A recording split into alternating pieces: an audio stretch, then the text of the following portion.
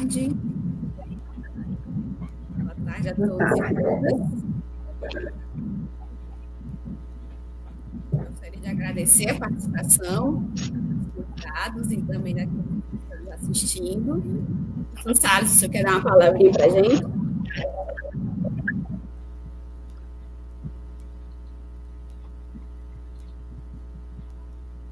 professor Salles caiu, não é isso?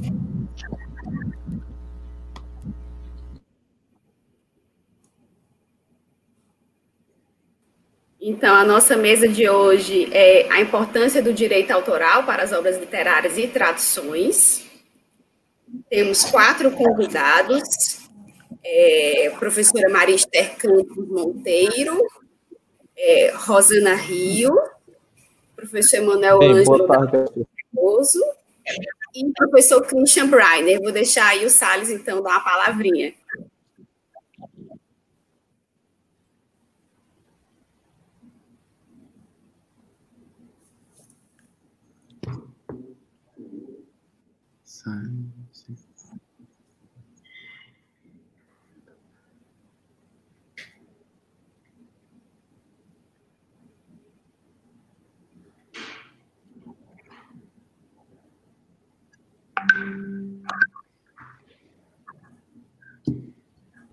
Salles, nos ouve?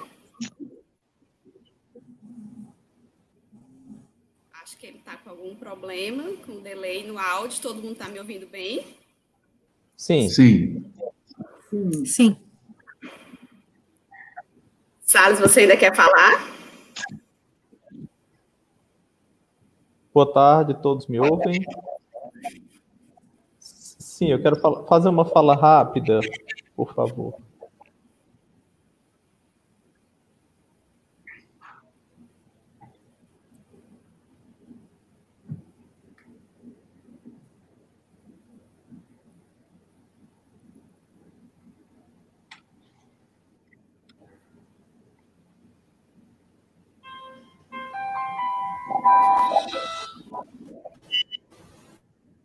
Estamos com um delay, né? Com o Salles, ele não está conseguindo falar. Vamos seguir aqui a nossa mesa. Como eu estava falando, o nosso painel é a importância do direito autoral para as obras literárias e traduções. Então, trouxemos alguns especialistas na área da tradução de obras literárias. Gostaria de dar a palavra primeiro à professora Maria Esther Campos Monteiro, que é professora aposentada da UES, inclusive é professora do meu curso. Não tivemos o prazer de nos conhecer, porque eu entrei em 2016, a senhora acho que se aposentou em 2015.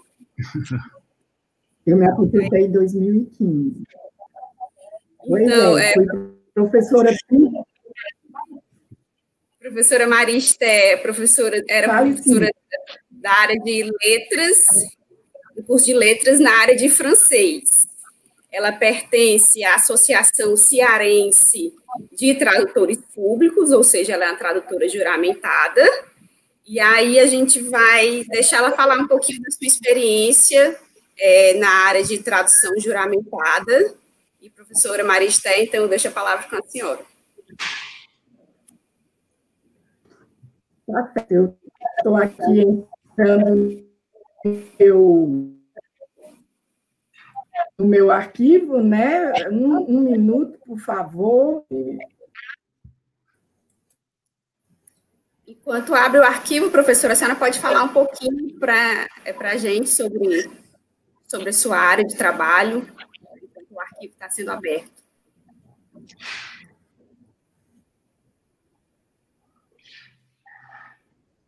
Tá certo. Então, trabalhei 35 anos na UES, na graduação, na pós-graduação, e depois disso, em 2010, eu fiz um concurso junto à Junta Comercial do Ceará para tradutor público do Estado do Ceará, né? O tradutor juramentado, ele tem que prestar concurso público junto às autoridades federais, não é? Nós não temos vínculo empregatício, nós somos autônomos, não é? No nosso trabalho de tradução juramentada. Então, aqui, a partir do título, né, a importância do direito autoral para as obras literárias e traduções, assim, o tradutor juramentado, ele não tem direito autoral, né? Porque ele não cria, né? Ele tem por diretrizes assim, a fidelidade, a idoneidade e a imparcialidade diante do documento que ele tem para traduzir, né? Então, direito autoral, o tradutor público não tem, né? Não tem mesmo. Né? E a tradução juramentada, muito raramente, ela é uma tradução literária.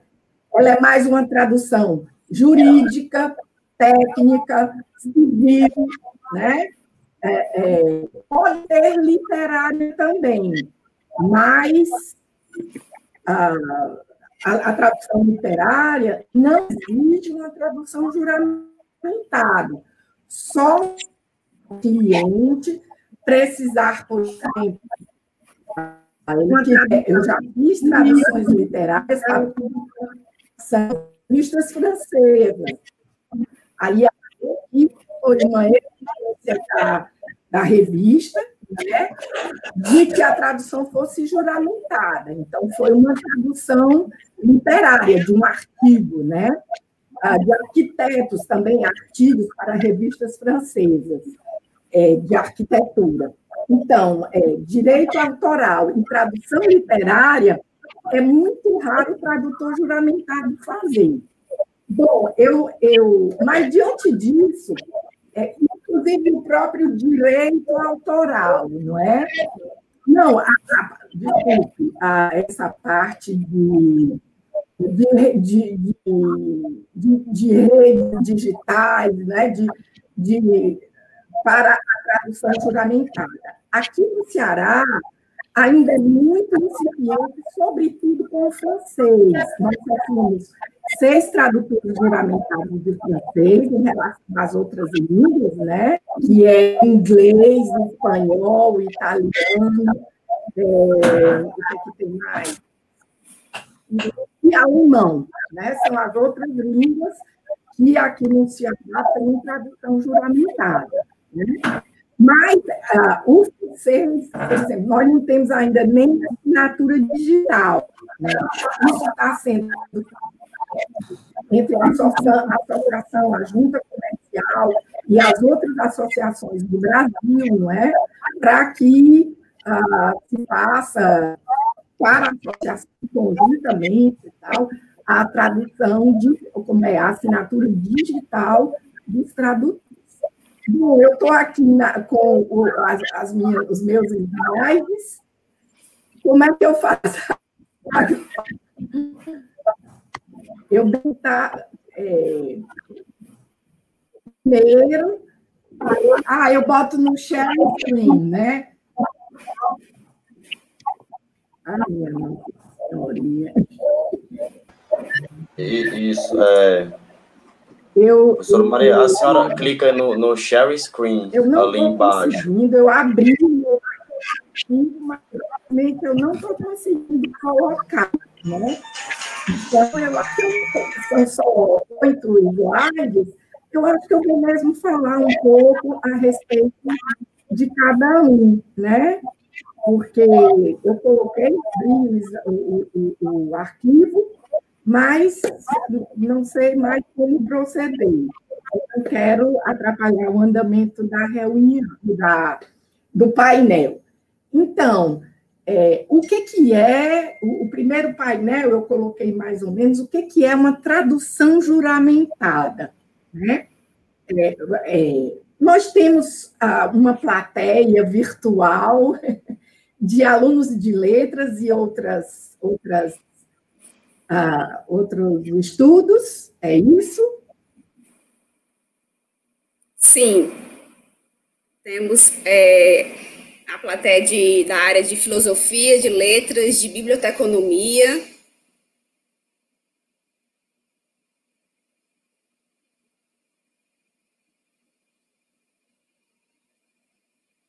Professora Maria Esté, a gente está sem o seu áudio agora.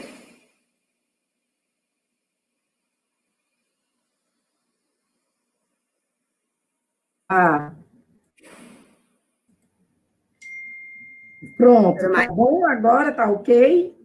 Sim. Tá ok?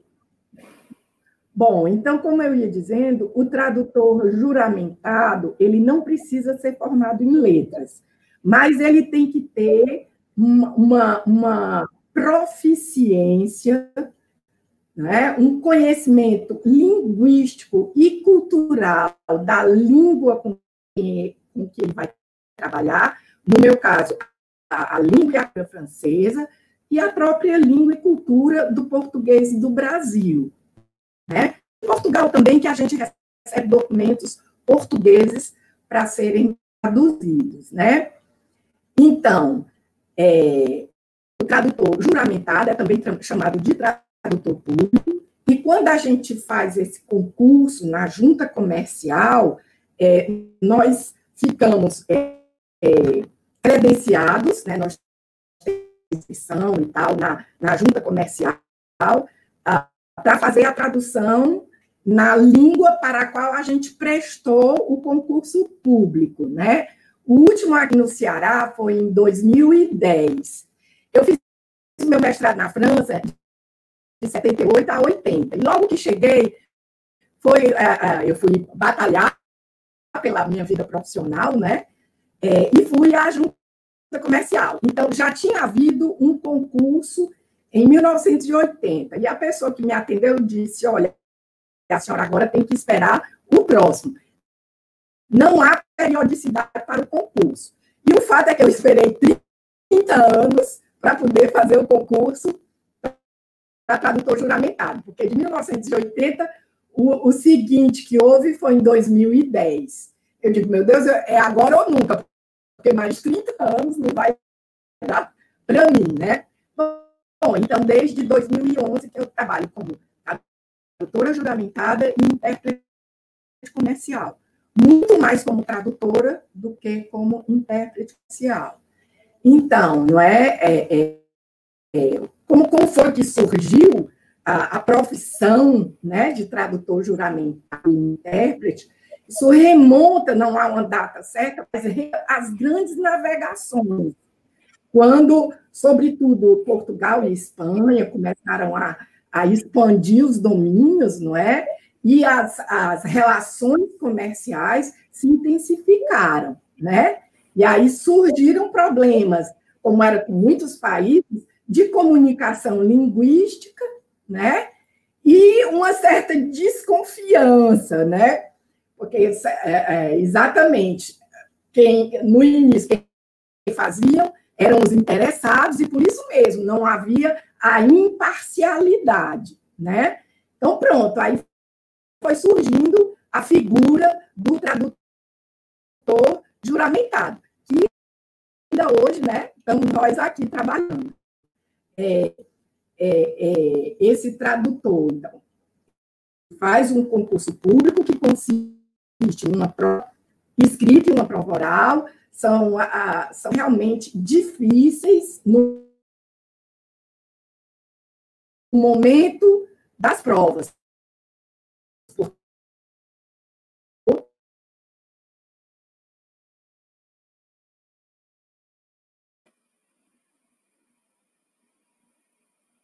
Professora Maria Esté, nos ouve? Literários pode ter também, né? Comércio exterior. Professora Maria Esté, o seu som está falhando um pouquinho, está ficando sem som. Como é que se diz? Diplomas, certificados,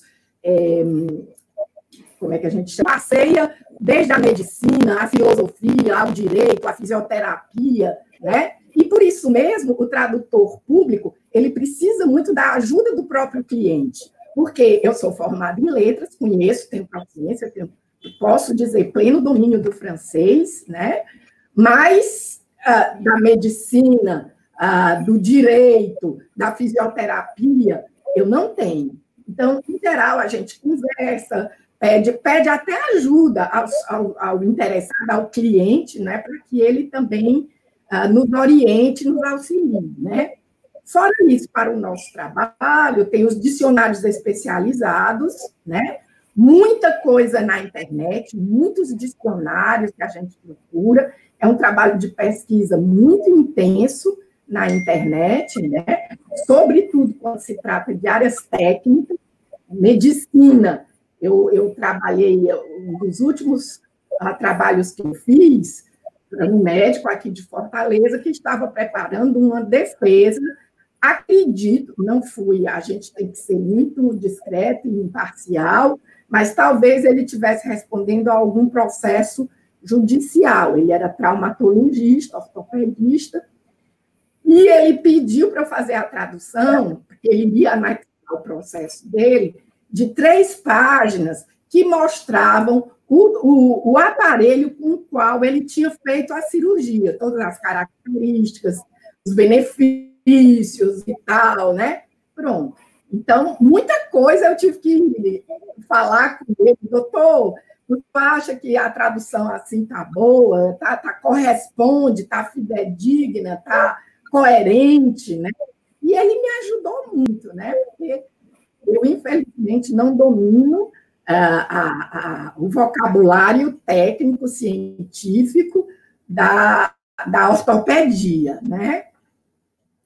Pois então, no meu concurso caiu um texto escrito de comércio exterior. Ave Maria, foi muito difícil. E depois, na prova oral, a matéria é exatamente a mesma, a gente faz a tradução e é sabatinado sobre aquele texto, né? O texto que a gente traduziu, sobre a compreensão daquele texto.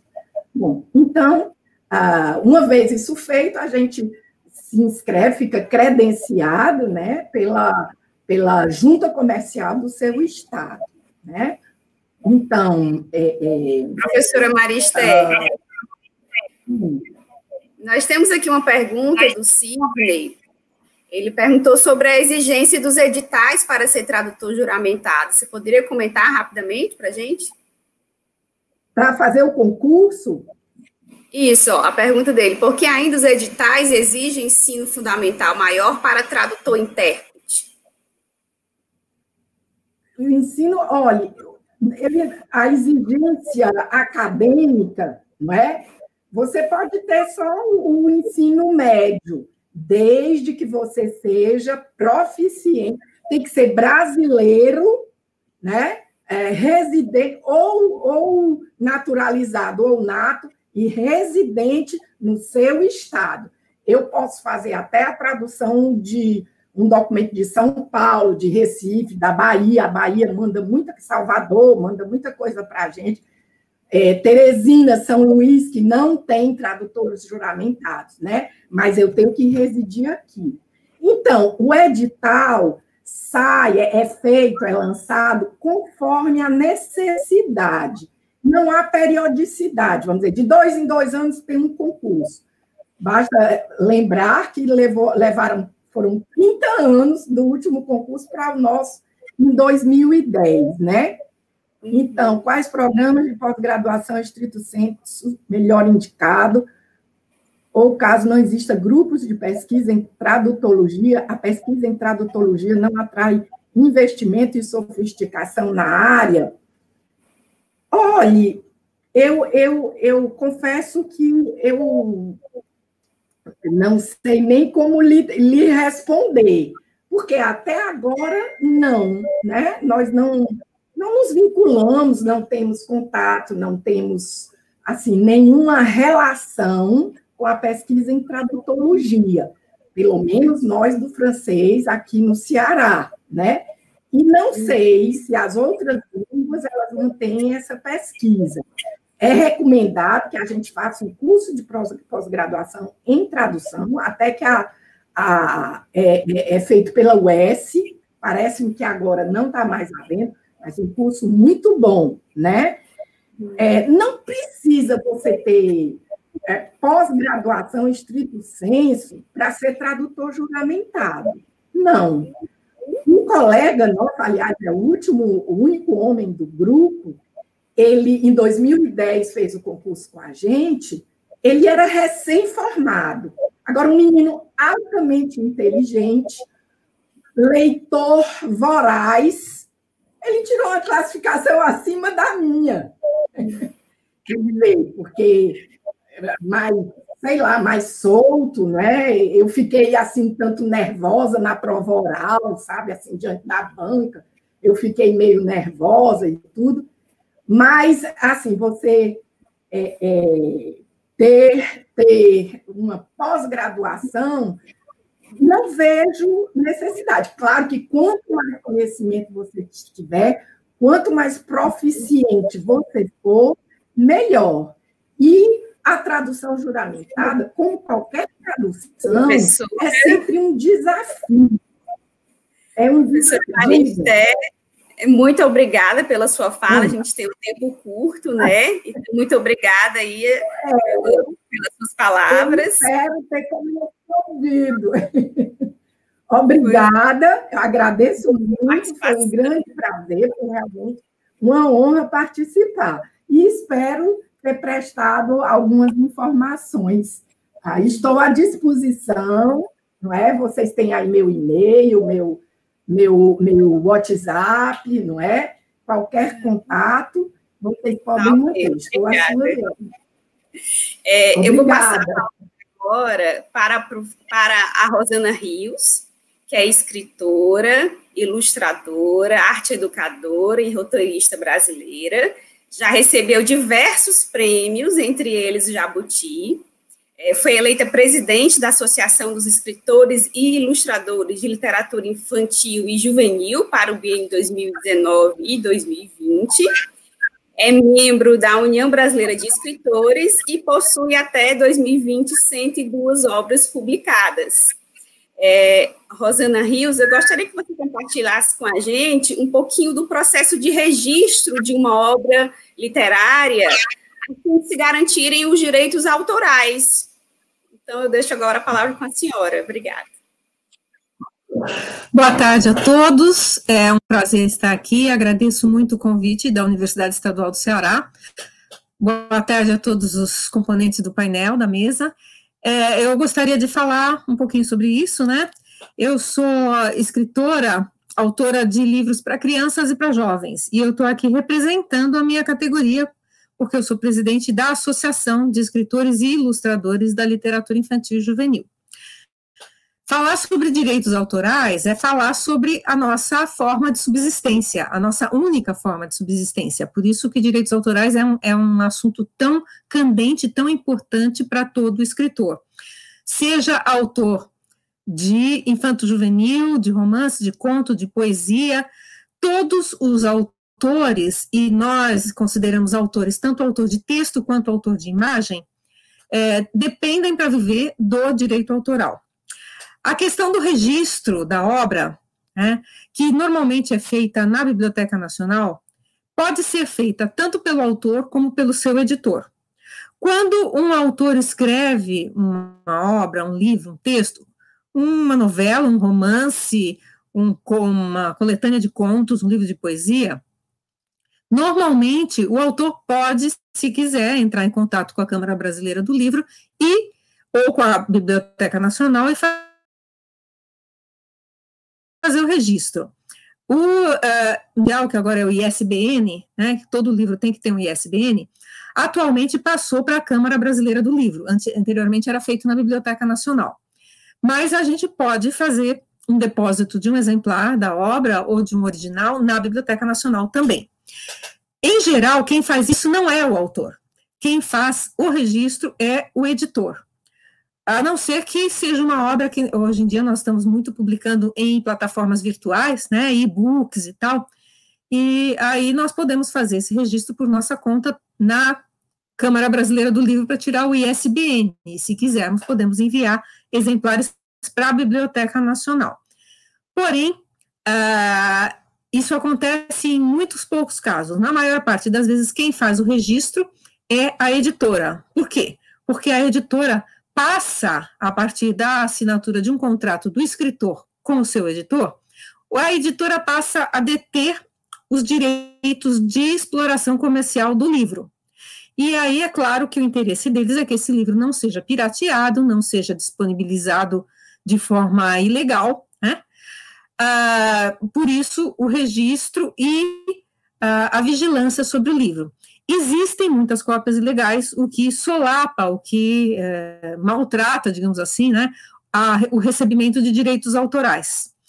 Para muitos estudantes de letras que têm interesse em trabalhar como escritores também, né, não apenas como professores, e também a gente tem muito contato com os bibliotecários, estou vendo aqui o nosso amigo Christian, né, que é da área de biblioteconomia, e outros professores que atuam na área não de literatura de ficção, mas de obras de não ficção, a gente sempre procura, dentro da associação, orientar principalmente os profissionais novatos. É importantíssimo que a gente faça o registro. Se você não conseguir um editor para o seu livro, faça o registro, consiga um ISBN e tente batalhar pelo seu direito autoral. Mas, em geral, é efetuado pelos editores mesmo. Por que a gente tem que tanto esclarecer, não só os profissionais iniciantes, como a opinião pública sobre o direito autoral? Porque existe uma opinião, existe uma visão de que o livro é um produto cultural e que, portanto, ele deveria ser disponibilizado gratuitamente, livremente para todas as pessoas que tiverem a possibilidade de conseguir esse acesso. E esse é um grande problema para nós, não porque a gente não queira que o Brasil progrida intelectualmente, que as pessoas leiam, a gente quer muito que as pessoas leiam, mas porque o direito autoral, que é uma pequena porcentagem dentro do preço daquela obra, né, nós estamos falando de obra literária, mas pode ser também de obra musical, obra teatral, obra cinematográfica, vídeos, tudo isso está previsto na Lei Atual de Direitos Autorais, que é muito boa, que é excelente, e que prevê que o autor intelectual, o detentor, né, intelectual da obra, que possui o patrimônio de criação daquela obra, receba uma porcentagem do preço final. Em geral, para os escritores, o direito autoral vai de 2%, 5% até 10%. Raríssimas vezes passa de 10%. Então, às vezes, quando a gente conversa com os leitores, eles perguntam, mas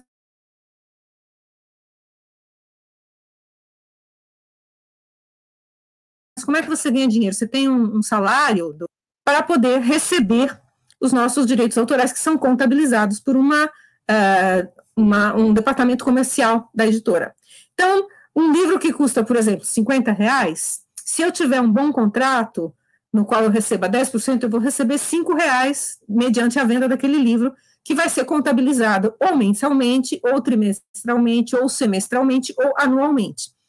E é uma receita, digamos assim, bastante reduzida, a não ser que a gente venda muito livro. E nós sabemos que a venda de livros no Brasil não é exatamente uma maravilha.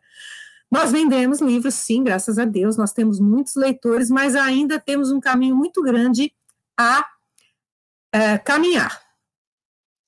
E eu queria complementar um pouquinho, né, o que a professora, nossa tradutora juramentada, falou. Ela disse que a tradução juramentada não contempla direitos autorais, porém, a tradução literária contempla, sim. Tudo depende da forma como o tradutor, eu sou tradutora também de obra literária, principalmente para crianças, tudo depende de como o tradutor negociou o seu contrato. Pode ser feita uma cobrança inicial, uma cobrança única, né? Pela tradução dessa obra literária, a editora X se compromete a pagar ao autor Y a quantidade de tantos R$1.000, sei lá. Então, é feita a tradução, é feito aquele pagamento.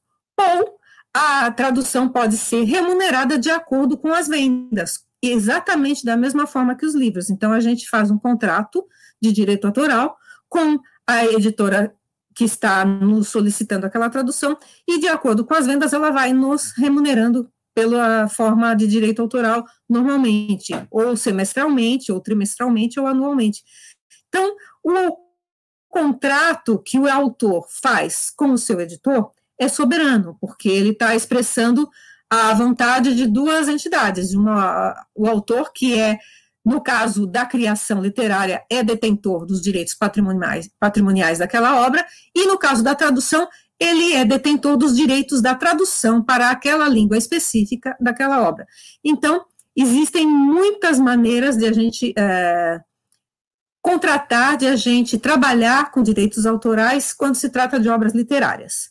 No nosso caso, que trabalhamos com literatura para crianças e para jovens, existe ainda um novo componente que é preciso levar em conta, que é a ilustração, que é o projeto gráfico, todo o visual de uma obra literária, que se vocês observarem um livro para crianças, ele é extremamente rico, normalmente são muito ricos do ponto de vista de cor, de forma, de ilustração. Então, em grande parte das vezes, parte desses 10% de direito autoral é destinado ao ilustrador. A gente faz isso tudo mediante contrato, tudo muito bonitinho, muito documentado, para que não haja erros, e mesmo assim, às vezes, ocorrem problemas. Então, direito autoral é o seguinte, é sempre importante para nós, porque é a nossa forma de sobrevivência, e não tem outra, não tem outra. Por isso que a gente pleiteia, quando há essas mudanças de legislação, que sempre se leve em conta o lado do produtor da obra intelectual, porque se o produtor da obra intelectual não for remunerado, ele vai fazer outra coisa. Se eu não receber, digamos que um dia chegam para mim e digam, olha, esse livro teu aqui, ele vai ser disponibilizado gratuitamente, nunca mais você vai receber por ele. E eu tenho aquilo para viver, eu tenho que arrumar uma outra forma de viver, o que na idade da gente fica um pouquinho difícil, né? Depois da terceira idade é um pouquinho difícil a gente arrumar um outro emprego, porque nós estamos há, sei lá, 30, 40 anos, muitos de nós, trabalhando com literatura. Eu vi que tinha uma pergunta ali, mas agora ela sumiu da minha tela. As legendas de filme incluem-se nos direitos autorais de obra literária? Não.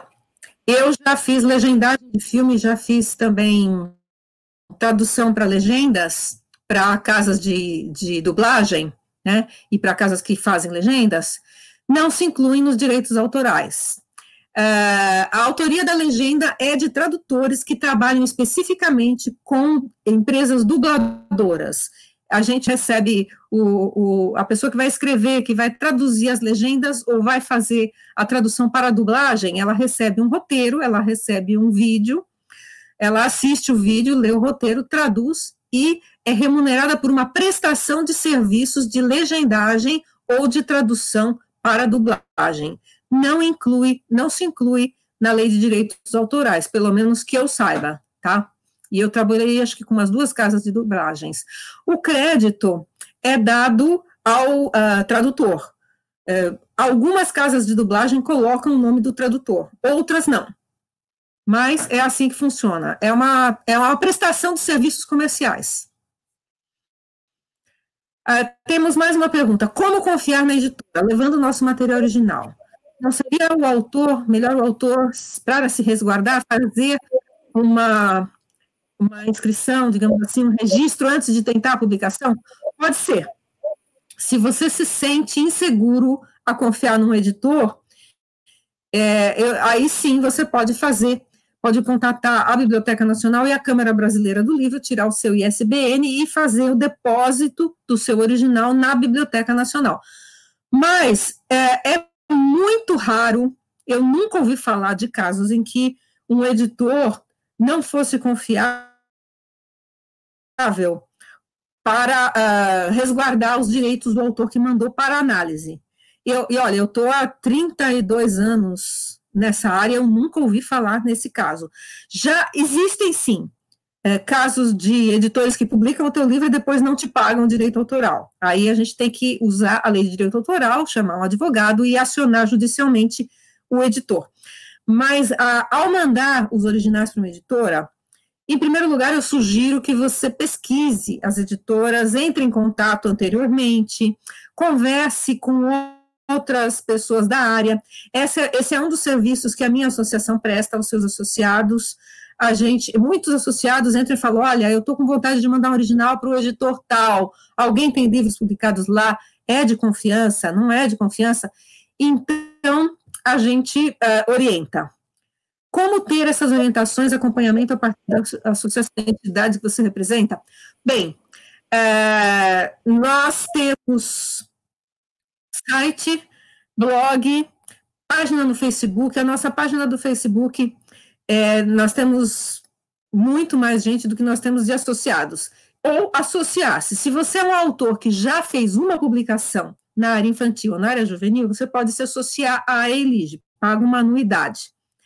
Se você ainda não é e está querendo publicar, entra no nosso Facebook da EILIGE, tenta entrar em contato com as pessoas ou manda mensagem para a gente através dos nossos canais. Nós temos contato, nós temos vários e-mails das pessoas que estão na diretoria e que geralmente entram em contato, ou simplesmente mandando uma mensagem, te tenta orientar da melhor forma possível. Tá? Para entrar na associação, você precisa ter uma obra publicada na área infantil ou juvenil. Para bater papo com a gente, não precisa nada, só nos procurar e nós tentamos orientar. É claro que a gente não tem departamento jurídico, nós não podemos te indicar uma pessoa, mas a gente sempre pode dizer, olha, o autor... Pergunta, a gente pode melhorar para o próximo palestrante, deixar para o final. Eu queria agradecer muito a participação da professora Rosana, foi excelente, nós temos várias perguntas para a senhora, tem muita gente interessada, e assim como a gente está... responde mais adiante. Isso, muito obrigada para a Rosana. Eu queria agora convidar o Christian José Oliveira Santos Breiner, conhecido também como Christian Breiner. Ele é graduado em Direito, Filosofia, Tradução, Letras e Biblioteconomia. É mestre em Ciência da Informação e doutor em Literatura e Práticas Sociais pela Universidade de Brasília. E está aqui hoje indicado pelo meu grande amigo Marcos Miranda, representando o Conselho Federal de Biblioteconomia. É uma satisfação muito grande estar com você aqui, Christian. O curso de Biblioteconomia é um curso que eu tenho bastante intimidade por relações afetivas, então conheço muitas pessoas da biblioteconomia. Temos várias pessoas da biblioteconomia assistindo e comentando aqui, na nossa live. E aí eu queria que você falasse um pouquinho para a gente, Christian, sobre a questão da legislação que ampara os tradutores e como garantir os direitos autorais das traduções. Muito bem, boa tarde a todas e a todos. Eu gostaria de agradecer enormemente o convite feito pelo CFB e pela oportunidade de estar representando o Conselho Federal de Biblioteconomia. As duas falas já foram encantadoras, tanto da professora Maria Esther, quanto da professora Rosana Rios. E como eu estou aqui na condição de representante do Conselho Federal de Biblioteconomia, embora eu seja advogado, atue no âmbito da Câmara dos Deputados, sou servidor da Câmara dos Deputados, formado em filosofia e mesmo tradutor, me sinto familiarizado com tudo isso, mas eu gostaria de ler um texto para evitar de incorrer no risco de esquecer alguma questão pertinente aos bibliotecários brasileiros no campo do direito autoral, tá? Um pouco na linha do que as minhas duas colegas já tocaram. Então, vamos lá. Eu gostaria de, em nome do Conselho Federal, parabenizar a Universidade Estadual do Ceará pela realização dessa semana, a primeira semana de propriedade intelectual, agradecer pelo convite. A nossa gratidão genuína vem atrelada a uma certeza serena e certeira, a de que toda discussão envolvendo direitos autorais deve incluir o profissional bibliotecário. Afinal, antes mesmo das questões de autoria se tornarem matéria de interesse no campo jurídico, nós, bibliotecários, já nos debruçávamos sobre esse objeto. É muito fácil comprovar a nossa precedência e expertise nesta seara. Primeiro, se é de praxe estabelecer 1710 como o nascimento do direito autoral, ano que passou a vigorar o Copyright Act, editado pela Rainha Ana da Inglaterra, séculos antes, eu até diria milênios, os bibliotecários já dominavam um arsenal de ferramentas destinadas a garantir legitimidade às fontes de informação, como os conceitos de fonte primária, secundária, terciária, e um objeto semiótico extremamente complexo intitulado de catálogo, forjado também a partir da descoberta de quem gerou a informação, seja um livro ou um tweet. Segundo, incide sobre a biblioteca pública uma multiplicidade de complexidade, sendo o equipamento cultural mais popular do país, o que a torna particularmente relevante no tema dessa mesa. Minha breve fala vai gravitar em torno da relevância do direito autoral no âmbito das bibliotecas. Primeiro, é necessário reconhecer que a legislação impactou fortemente a atuação das bibliotecas atualmente. Nas últimas décadas, nós, bibliotecários, criamos inúmeros mecanismos de produção, de cópia, de acesso eletrônico de documentos, bem como estratégias de migração de suportes de informação, o que nos afetou, seja bibliotecários, usuários ou instituições aos quais nossas bibliotecas estão vinculadas. Pensemos, por exemplo, e agora eu me dirijo particularmente aos alunos de biblioteconomia, aos bibliotecários, ou mesmo os que frequentam bibliotecas. Pensemos no balcão de referência e seus desafios diários. Posso produzir para a minha biblioteca o romance Ponciá Vicêncio, da Conceição Evaristo, em formato braille, sem autorização prévia da autora? Posso produzir um catálogo fotográfico ilustrando os bustos e outras esculturas espalhadas pela esplanada do Ministério sem um aval do governo do DF?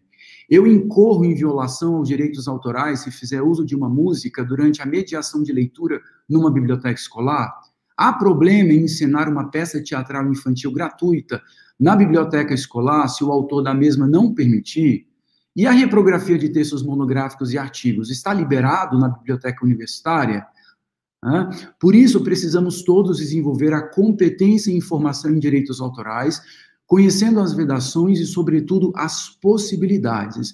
Embora nós tenhamos uma legislação muito limitada, é importante reconhecer que já é alguma coisa, né? Nós temos que avançar. No Brasil, o direito autoral, o ramo do direito que trata do uso de bens intelectuais, envolve dois direitos. Os direitos patrimoniais, que autorizam seu titular a explorá-la economicamente, e os direitos morais, que incluem 3 direitos ao autor. Ser sempre referido como criador da obra, sabe aquela implicância que os professores da graduação têm, particularmente nos primeiros semestres? Você não citou o autor da obra, cadê o autor? Manter uma obra inédita ou retirá-la de circulação também é um direito moral do autor. E, por último, modificar sua obra ou vetar qualquer modificação a ela. Esses direitos, tanto os patrimoniais quanto os morais, são regulamentados pela Lei 9.610 de 98, que foi alterada em 2013 pela Lei 12.853, inspirada na Convention de Berne pour la protection des œuvres littéraires et artistiques, que foi assinada em 1886. Além da lei e da convenção citadas, merecia ser destacada 3 outras normas internacionais, e para a gente falar de direito autoral, eu acho importante. A Convenção Interamericana sobre os Direitos de Autor em Obras Literárias, de 1946, que trata da proteção das tipologias de obras, tanto literárias, científicas e artísticas, no âmbito do continente americano. A Convenção Universal sobre o Direito de Autor, que é de 52, que estabelece a tutela de obras publicadas e não publicadas, diga-se de passagem, segundo a legislação do país na qual esteja sendo utilizada. E a Convenção de Roma, que é de 61, que garante direitos a outros participantes, como bem ressaltou a professora que me precedeu, o ilustrador, o tradutor, o comentarista, né? Porque uma obra ela não é concebida apenas pelo autor, há outros personagens aí. Quanto a obras digitais, que é uma realidade hoje nas bibliotecas de todo mundo, que estão ganhando grande espaço, merecem ser destacadas 2 legislações, o Trade Related Aspects of Intellectual Property Rights, de 94, e a WCT Copyright Treaty, de 1996, que equaliza as legislações no universo digital, nos diversos países. O conhecimento dessa legislação nos ajuda a estabelecer uma relação adequada com os usuários, com os escritores, com os editores, com os fornecedores, com os empregadores, os vendedores de software, por exemplo, de aplicativos, evitando problemas nas esferas ética e judicial. Por exemplo, no âmbito da biblioteconomia, o regimento interno, o regimento interno do bibliotecário, ético, o código de ética, melhor dizendo, já trata de algumas questões. Mas a minha maior preocupação é com a questão judicial. Por razão de tempo, eu gostaria de me restringir a algumas questões envolvendo a chamada Lei de Direitos Autorais, que é a Lei 9.610. Ela é longa, ela tem 115 artigos, mas, embora longa, ela sequer cita a figura da biblioteca. Ou seja, as bibliotecas, elas não estão livres das restrições envolvendo o direito autoral. Nesse sentido, há, em tese, uma série de limitações das bibliotecas em oferecer determinados serviços, como a reprografia de obras de seus acervos ou o uso de e-books. Primeiro, a lei legitima uma prática tradicional entre os bibliotecários, a saber, a citação direta e indireta, como eu já havia dito, ressaltando a necessidade de referenciar a fonte. Isso é direito do autor, né? E você comete uma prática, um ilícito, se você não referenciar a fonte. Por isso a insistência dos nossos professores durante a graduação. É uma lástima que alguns alunos, mesmo no doutorado, esquecem de citar autores, né? Mas isso é um ilícito, é importante ressaltar isso. Outra questão de maior impacto é a possibilidade de se executar uma música ou encenar uma peça teatral nas dependências de uma biblioteca escolar para fins didáticos, desprovida de pretensão comercial, sem a necessidade da anuência do autor, seja da música ou da peça teatral, do dramaturgo. A reprodução de obras bibliográficas me parece ser um dos temas mais polêmicos, e que, lamentavelmente, no Brasil, isso não tem sido discutido com a importância devida. Ou seja, a ideia de que, pelo fato de você estar fazendo uma graduação e não poder comprar os livros por uma série de razões sociais, você poder ir na reprografia, lá aqui na UNB, no minhocão da UNB, poder fazer 1000 cópias, isso viola a lei de direitos autorais. É importante dizer isso, né? A reprodução, de fato, de obras me parece ser o ponto mais polêmico.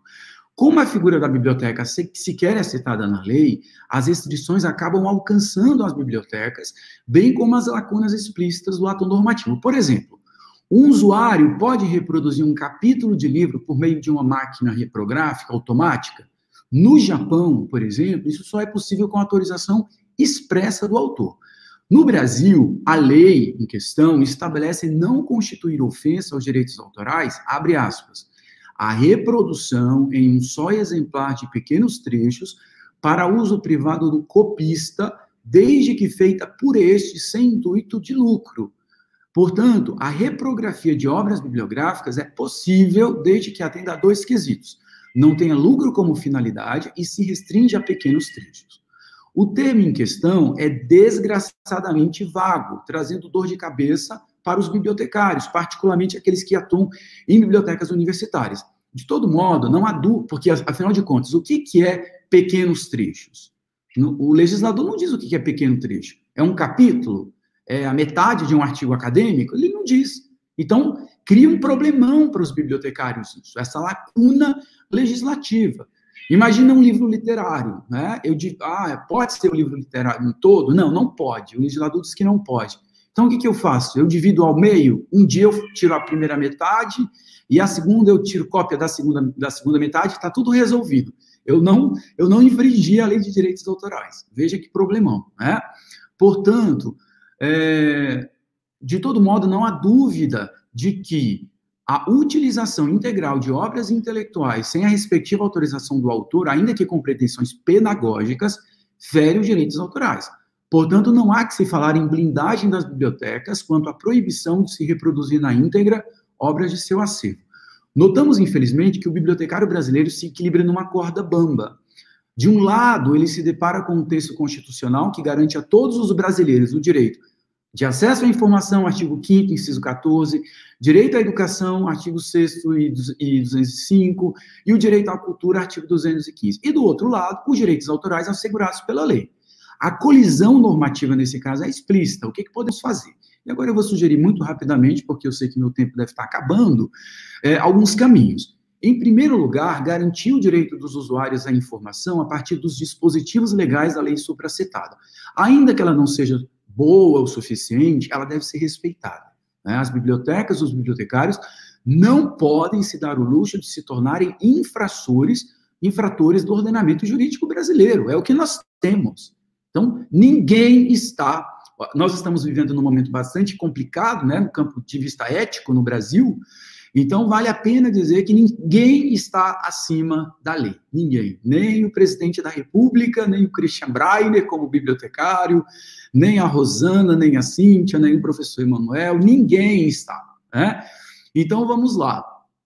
o que nós podemos fazer nesse sentido? Primeiro, reconhecer as duas possibilidades no âmbito da lei supracitada: reprodução de itens bibliográficos em formato adequado para deficientes visuais, ou seja, em braille, sem pretensão comercial. Então, eu posso pegar perfeitamente o texto da Conceição Evaristo, transformar num formato braille, sem mesmo a anuência da Conceição Evaristo.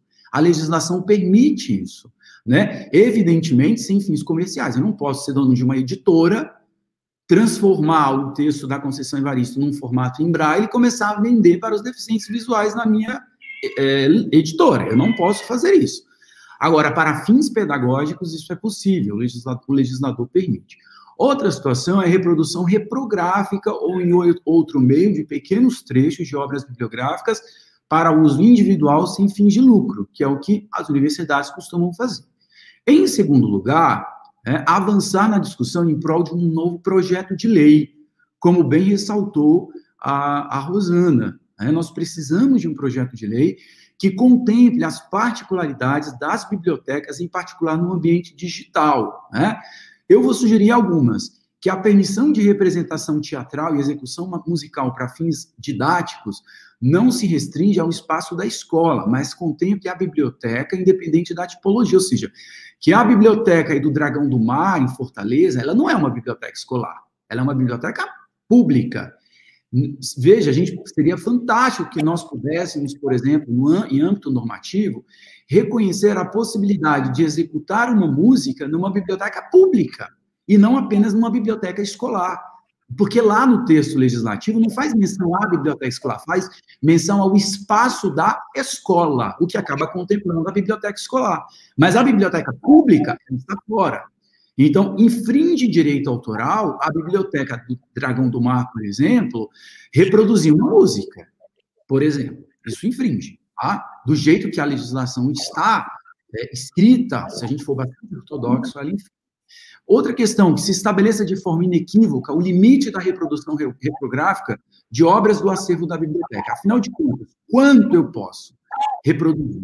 A metade? O que é a metade? Isso tem que ser estabelecido, estatuído. Que se preveja a reprodução de obras raras e de fora de circulação, independentemente do formato, ainda que não tenha caído no domínio público, é possível que determinadas obras estejam fora de circulação, ou seja, elas não sejam compradas. A Rosana ressaltou isso. Ou seja, é importante que o autor ele tenha o ganha-pão e que o legislador garanta ele ganhar o pão dele de cada dia.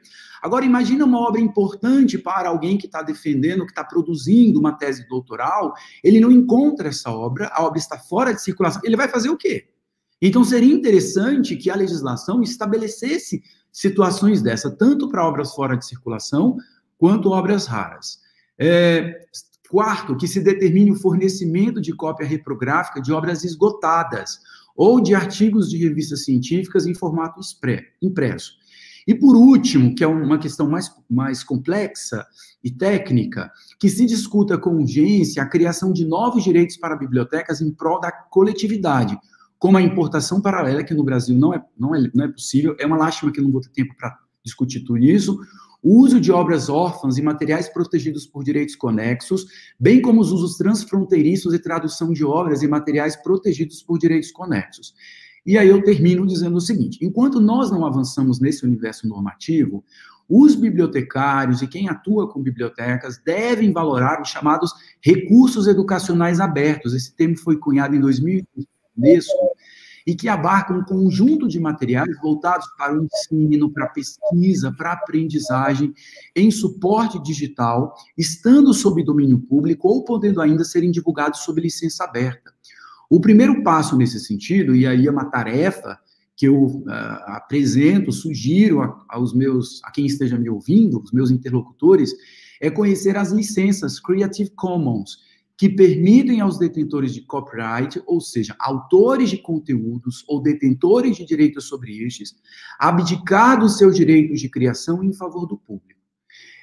Bem, eu agradeço mais uma vez pelo convite à Universidade Estadual do Ceará, feito ao Conselho Federal de Biblioteconomia. Eu me coloco à disposição para tratar da temática. Eu lamento não poder tratar com maior cuidado, né, em filigranas essas questões, E eu, inclusive, sugiro, é uma outra proposição, que a Universidade Estadual do Ceará, quem sabe, não possa abrir, né, estabelecer um canal de diálogo, talvez se tornar protagonista de uma ação, um pouco na linha do que a professora Rosana ressaltou e que na minha fala também apareceu, da possibilidade de nós repensarmos o que nós temos em termos de legislação de direitos autorais no Brasil, né? E eu acho que a Universidade Estadual do Ceará, a partir desse evento, ela abre um canal, um portal para um diálogo. E eu, na condição de bibliotecário, atuando hoje lotado na primeira secretaria da Câmara dos Deputados, me coloco à disposição para também mediar, colaborar com a Universidade Estadual do Ceará, no sentido de repensar, de melhorar, de avançar no âmbito normativo, tá? Muito obrigado mais uma vez. Muito obrigado, Christian. Excelente a sua fala. Temos aqui várias perguntas, muitos bibliotecários, né, online assistindo a sua fala. Eu acho que a gente pode fazer uma pergunta. Você falou sobre música e a Ana Amor perguntou como é que fica o uso de paródias. Muito interessante. O legislador, já nessa lei de 1998, ele prevê o uso de paródias. Inclusive, eu sou professor também de Direito Constitucional. Isso já foi objeto no Supremo Tribunal Federal. Alguém pegou minha música e fez uma paródia, né? Os cearenses são muito bons nisso, né? Essa coisa do fazer rir e tal. E é absolutamente possível, a legislação reconhece isso como possível e extrapola a questão do direito autoral. Não há necessidade de uma autorização prévia, pelo menos essa é a regra. Evidentemente que depende, aí é uma outra questão, né? Mas o que está estatuído no âmbito do ordenamento jurídico brasileiro é de que não há necessidade de autorização prévia para paródias ou congêneres, tá bom? Muito obrigada. Temos aqui mais uma pergunta da Adriana Ávila. A Rosana também quer fazer uma pergunta? Rosana? O microfone está desligado. Liguei. Eu queria falar o seguinte, a questão da paródia na literatura também existe, tá? Não é só na música, não. Tem até um livro muito interessante chamado Paráfrase, Paródia e Companhia. A paródia é, na verdade, quando você pega uma obra já existente e você faz uma brincadeira geralmente humorística em cima dela. Existem livros inteiros que são paródias. Por exemplo, todos conhecem Orgulho e Preconceito, da Jane Austen, um clássico da literatura inglesa. Pois existe uma paródia desse livro que se chama Orgulho, Preconceito e Zumbis.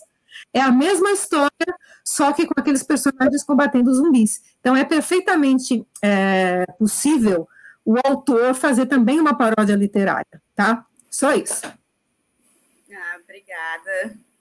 A gente tinha uma pergunta que estava aqui na tela.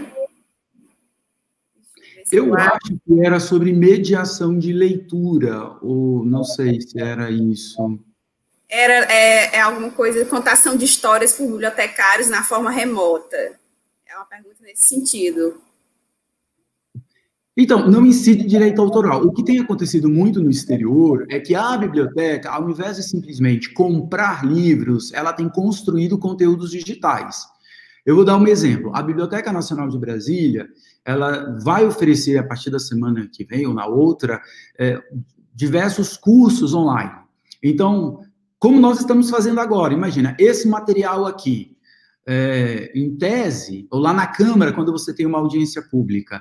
Então, evidentemente, você tem um formulário, esse formulário, inclusive, não incide direito autoral, você diz que você abre mão dos direitos de imagem. E a Câmara dos Deputados pode fazer uso, é detentora dos direitos daquele material. Então, as bibliotecas também têm feito muito isso, ou seja, ela tem produzido material online, virtual, a partir desses eventos. Então, no caso do mediador de leitura, vamos imaginar um contador de história ou algo dessa natureza, esse material pode ser disponibilizado, porque veja que não vai meramente o texto do autor, embora nós não tenhamos jurisprudência ainda sobre isso. Seria bastante interessante, algo dessa natureza na esfera jurídica. Mas alguém que conta, por exemplo, a história da Rosana Rios, por exemplo. Ela pega um livrinho da Rosana e usa máscaras, e ela encena, etc., para as crianças, isso é gravado. E aí, quem é o autor? É a Rosana? Ou seja, ele se apropria do texto da Rosana num ambiente escolar, né? E se vale de outros elementos, evidentemente teatrais, dramatúrgicos ali, que não se restringe ao texto da autora. Então, nós não temos jurisprudência a esse respeito, mas fora do Brasil, isso tem sido entendido como conteúdo da biblioteca, e não do autor do texto. Mas isso no Brasil ainda não há jurisprudência. O que tem acontecido, principalmente nessa pandemia, nós, autores, temos sido contatados por professores e bibliotecários pedindo que a gente autorize. Então, a gente, quando é consultado, muitas vezes a gente autoriza, tá? Não é uma coisa que a gente fala, não pode usar meu livro, não pode usar meu texto, não pode fazer contação online. A gente autoriza, sim, desde que sejamos contatados. Só isso. Obrigada, Rosana, pelo esclarecimento. Muito obrigada, Christian, pela sua fala. Vamos dar a palavra agora para o professor Emanuel Ângelo da Rocha Fragoso, que é professor do curso de Filosofia aqui da Universidade Estadual do Ceará. Ele é coordenador do Laboratório de Tradução Especializada em Filosofia, o Letrafil, e é membro do Conselho Editorial da EdUS. Então, Emanuel, muito obrigada pela sua participação. Emanuel é um grande amigo meu de longa data, né? Então, estou muito feliz também com a sua participação, com a participação dos quatro excelentes convidados. E eu gostaria que o Emanuel falasse um pouquinho sobre o seu trabalho de tradução e o seu trabalho no editorial da EdUS. Obrigado, Cíntia, pelas gentis palavras aí. Gostei muito de ouvir meus colegas, até num primeiro momento eu achei que eu estava um pouco deslocado, porque o meu rumo editorial é um rumo muito específico, é um nicho específico.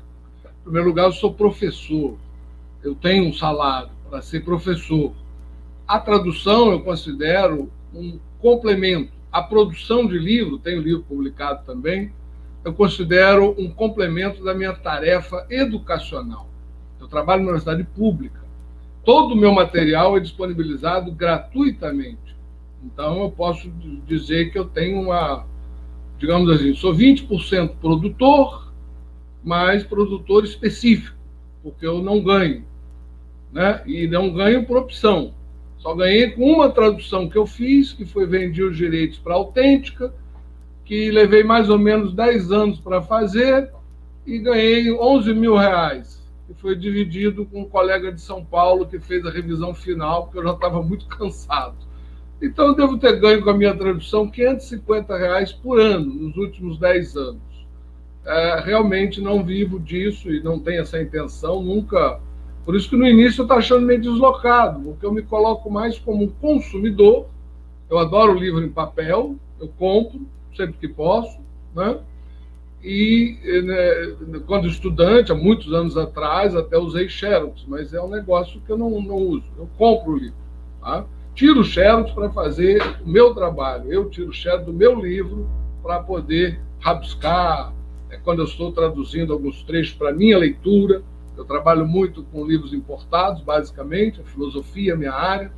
Estudo um pensador holandês, Benedicto de Spinoza, que escreveu em latim. Então, realmente, é complicado, é muito específico.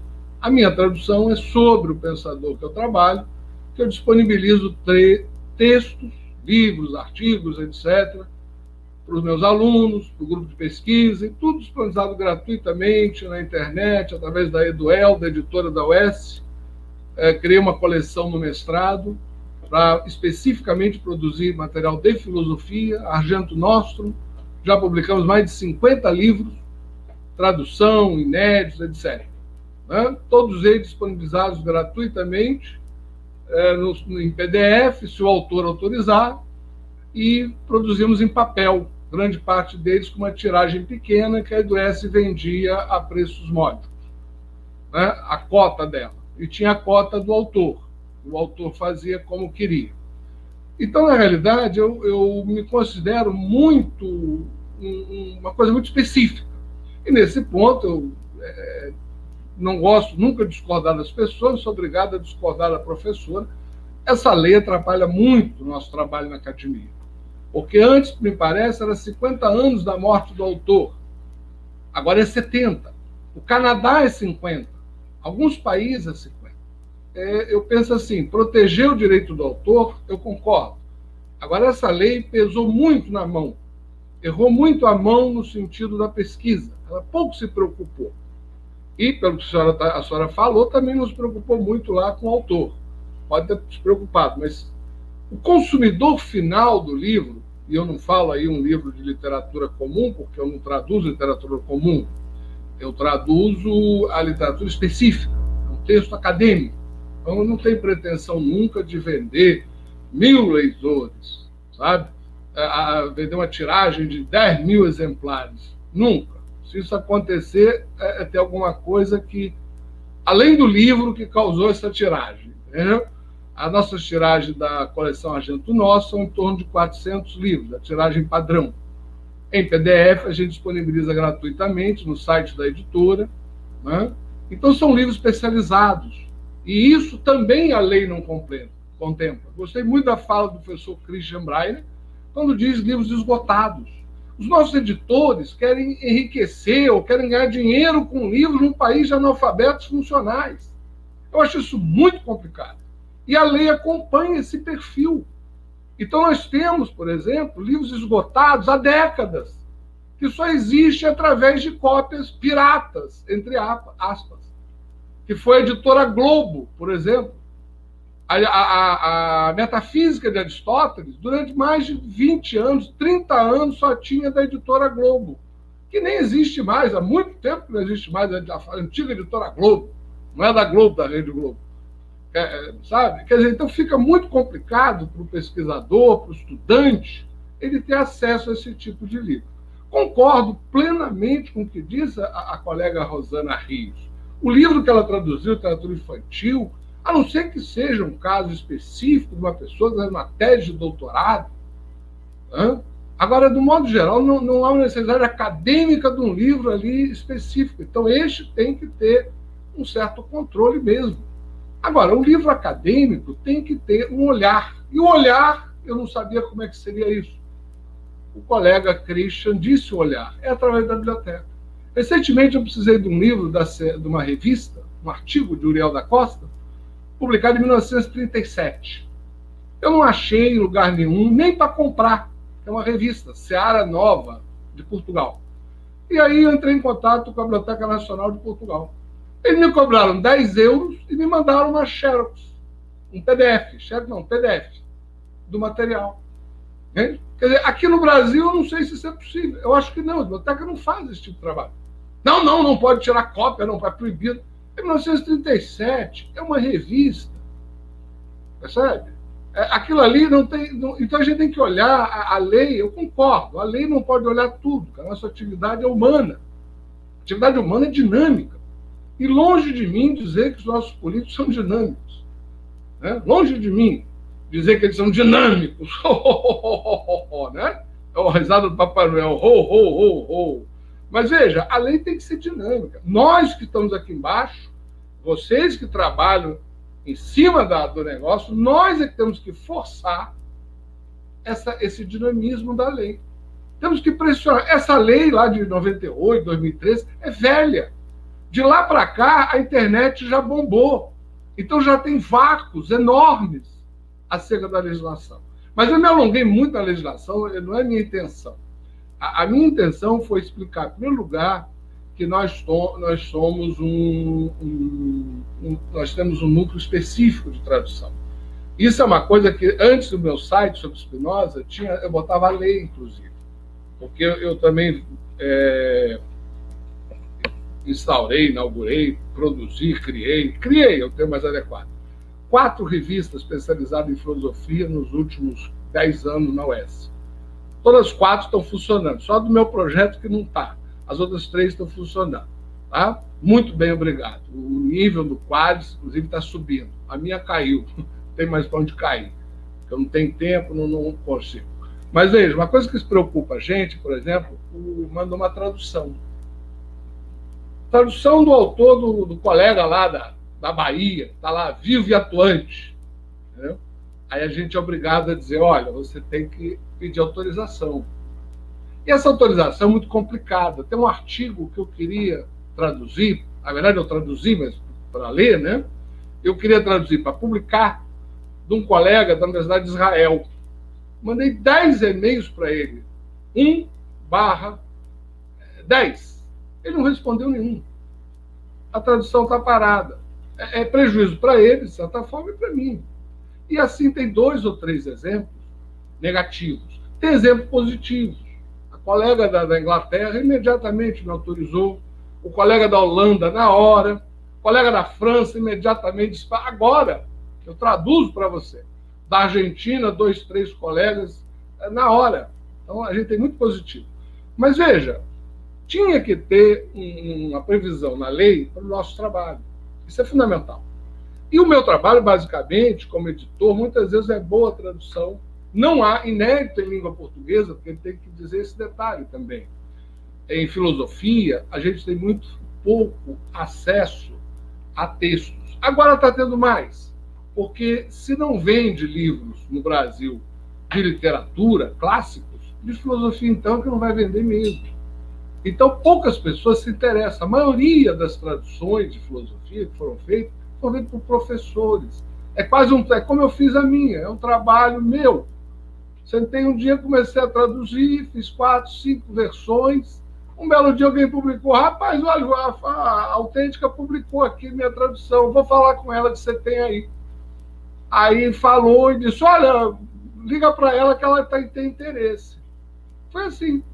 Ou seja, o nosso trabalho depende basicamente da produção pessoal da gente. E muitas vezes a gente não vive disso. A maior parte dos meus colegas não vivemos.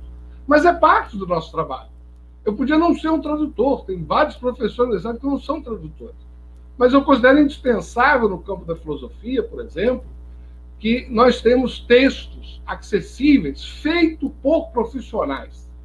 Quando alguém diz, nossa, mas você traduz do inglês, do francês, eu digo, não, calma. Eu traduzo de e sobre a filosofia moderna de Benedito Spinoza. Só isso. Não traduzo Platão, Wittgenstein, Heidegger, Hegel, mesmo em francês, em inglês, ou até no espanhol. Porque, como o meu nicho é muito... Por isso que o Letrafil, eu criei o laboratório Letrafil, a Cíntia, nossa colega, faz parte, inclusive, é laboratório especializado de tradução, especializado em filosofia. Uma coisa muito específica. Mas isso, mesmo sendo específico a minha atuação, como bem disse o Christian, né? Nem o presidente, se bem que ele não sabe disso, alguém tinha que dizer isso para ele, de alto e bom som.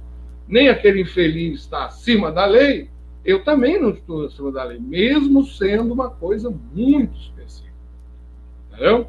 Agora, com relação a não cobrar, por 2 motivos. Um deles é que eu já tenho a minha renda, eu sou professor, né? Não sou pesquisador, não sou escritor, não sou tradutor, sou professor, tenho meu trabalho. E a outra é que filosofia, a gente não adianta você cobrar, porque não tem, os alunos não têm dinheiro. Mal tem dinheiro para ônibus. Tem aluno meu que não vai para a aula, e diz, eu faltei. Eu digo, rapaz, eu vou reprovar por falta. Ah, professor, eu vou tentar vir, é que eu estou sem dinheiro para passagem. Entendeu? Então a gente tem essa realidade no Brasil. Eu trabalho com universidade pública. Eu trabalho com cursos de baixa renda. Tradicionalmente, são áreas de humanas. Então a gente tem que olhar isso. Então, como vai dizer que nem aquele débil mental, desculpa, aquele nosso ex-ministro, eu me excedi agora, o nosso ex-ministro, universidade não é para todos. A gente vai aceitar esse papel? Claro que não. Então a gente tem que brigar. Nesse sentido é que o meu trabalho de tradução, que eu prezo muito, eu gosto muito, quando alguém diz o que você gosta mais na sua profissão, eu digo, dar aula e traduzir. Eu traduzo meus alunos, traduzo gratuito. É de graça. Eu tenho o maior prazer em fazer isso. Porque, claro, Eu tenho direitos autorais das minhas traduções. Aí do ES a gente assina um contrato, eu zelo para aquele aluno, aquele professor que traduziu para a revista, a gente só publica aquilo que o autor autorizou, ou morreu há mais de 70 anos, porque em filosofia é muito comum. Platão morreu há 2.000, 2.500 anos atrás e continua atual. Aristóteles, idem. Então, eu lembro que eu fazia parte da Câmara de Pesquisa da UES, e o colega de uma área, essas áreas dinâmicas, né, que o texto escrito hoje, amanhã já não vale mais nada, aí a ficha que os professores preenchem com a sua produção para pleitear o bolsa de iniciação científica, aquelas bolsas, CNPq, etc., a ficha não contemplava a tradução. Aí, como membro da Câmara de Pesquisa, aliás, não havia membro de filosofia, nem de história na Câmara de Pesquisa, eu justamente fui perguntar para o pró-reitor da época, 10, 15 anos atrás, 12, sei lá, mais ou menos atrás, eu falei, rapaz, por que não tem, professor? Por que não tem? Aí ele me olhou assim, como se eu fosse um ET, né? Meu cabelo, na época, até tinha cabelo. Você vê como faz tempo isso, uns 10 anos. Cabelo comprido, me olhou assim, com aquela cara meio assim. Como tipo assim, e precisa ter? Aí, como ele viu que eu fui incisivo, ele falou, bom, então vamos ter. Você passa a ser representante da filosofia. Falei, eu? E história? Eu falei, então coloca aí o meu colega e tal. Aí entramos para a Câmara de Pesquisa. Foi assim que a UES adotou a filosofia e história na Câmara de Pesquisa. Foi local. Oi? Muito obrigada pelas suas palavras, né? Você vai conversar e a gente vai invadir a história. Aí, logo mais à frente, o diretor de pesquisa, eu pergunto e digo assim, olha, por que não contempla a tradução na ficha? Ele falou, tradução não vale nada. Aí eu tive que mostrar a ele, ensinar a ele que não vale a nada dele. Na nossa de filosofia, é fundamental. Porque se o aluno não tem o texto do autor, ele não pode estudar o autor. Se ele não lê inglês, não lê francês, mal lê espanhol e português, essa é a minha função. Por isso que eu entrei na seara de vocês. Tá? Entrei especificamente nesse nicho. Mas, mais uma vez, agradeço a Cíntia o convite. Muito obrigada. A nossa live, que era para ter 1 hora de duração, já está com 1 hora e 17 minutos. Nós tivemos 4 excelentes convidados. Claramente que a gente queria continuar ouvindo cada um de vocês, né? A professora Maria Esté, a escritora Rosana Rios, o Christian Brinder e o Emanuel Fragoso com as suas histórias que levaram a tarde toda. Então, eu queria agradecer. Eu farei mais uma pergunta, mas como a gente vai começar daqui a pouco o próximo evento, né, eu gostaria de agradecer aos 4 convidados. Foi uma honra participar dessa mesa, aprendi muito, né? 4 excelentes falas, e eu nem me apresentei, porque eu achei que a fala de vocês era tão importante, né? Eu sou professora de latim também, da área de tradução, e vou levar aqui um aprendizado com essa fala de vocês. Muito obrigada, e a gente encerra agora a nosso painel. Boa tarde a todos. Boa tarde.